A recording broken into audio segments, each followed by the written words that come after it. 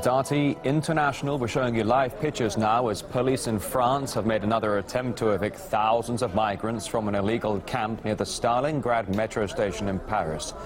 Officials say over 80 buses will move those migrants you see there to various shelters in the Paris region. Now, the original eviction began on Thursday night. It's continued through to the morning hours.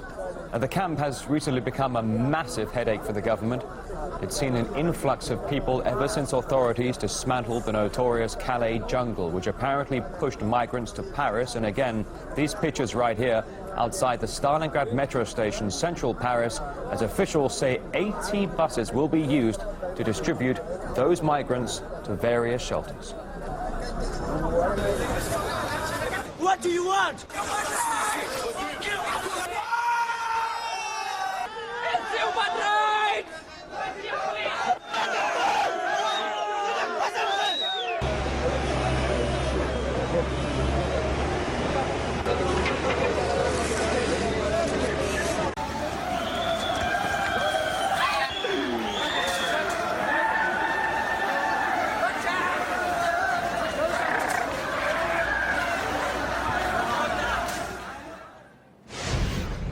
20 past here in Moscow. Britons who voted for their country to leave the EU have been dealt a blow by the UK High Court's ruling on Thursday. It says the government will need Parliament's approval to go ahead with the Brexit. Now, some British media blasted the ruling, with one newspaper going as far as to call the judges who made the decision, quote, the enemies of the people. And Brexiter figurehead Nigel Farage had this ominous warning. I worry that a betrayal may be near at hand. I now fear that every attempt will be made to block or delay the triggering of Article 50. If this is so, they have no idea of the level of public anger they will provoke.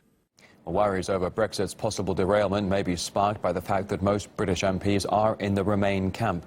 We discussed this with Talk Radio host John Gaunt. It's an unholy mess. It's going to delay things forever. It's going to lead to a lot of distrust and a lot of disenchantment with mainstream politicians. So now we're going to have this saga where it's going to be dragged out. There are so many MPs across the parties who don't actually want Brexit. However, they asked the British public what they wanted in the biggest democratic exercise in over 50 years. And overwhelmingly, the British public said they wanted Brexit and they wanted to get out of the EU. Which part of Brexit don't they understand? It was a clear signal that the people want out. This was an affront to democracy, and this is a day that Britain should be totally ashamed of. Thousands of Iranians gathered in Tehran on Thursday to mark the anniversary of the U.S. Embassy hostage crisis of 1979. The demonstrations were dominated by anti-American sentiment, people displaying banners and burning American flags. The protests took place outside the former U.S. Embassy in Tehran, where dozens of diplomats were taken hostage by Iranian students 37 years ago. It was a watershed moment that severely damaged relations between Iran and America. Well, hopes were high for a thaw in bilateral ties when Western powers and Iran reached an agreement on Tehran's nuclear program last year. Back then, the deal was hailed as a triumph for diplomacy. We have reached an agreement on the Iranian nuclear issue. Historic deal with Iran. The most important foreign policy achievement. Sparking some celebrations in Iran. This is an historic day.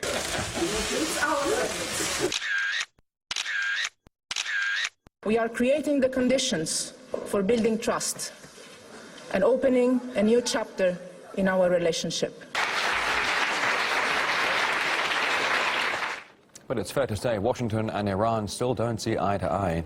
Obama has taken a more diplomatic stance, saying relations are still not normal, while Iran's supreme leader has ruled out any future talks with the U.S.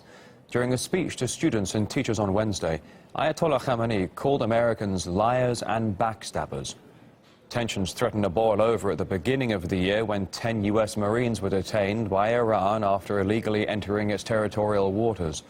Washington said the incident was down to navigational glitches and the sailors were released unharmed 15 hours later. America credited new diplomatic relations for their release, but it seems the two nations are still a long way off from trusting each other. Thank you very much. Thank you, David.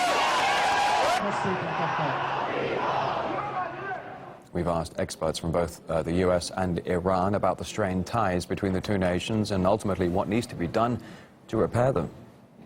There is a history, and this history was very negative. There are major and, I think, serious disagreements over a number of issues. It is in our mutual interest to try to find a common path forward. And the problem that we have now is that there are hardliners on both sides which are blocking that path. The issue of Syria is becoming very important. Iran is very skeptical of U.S. role.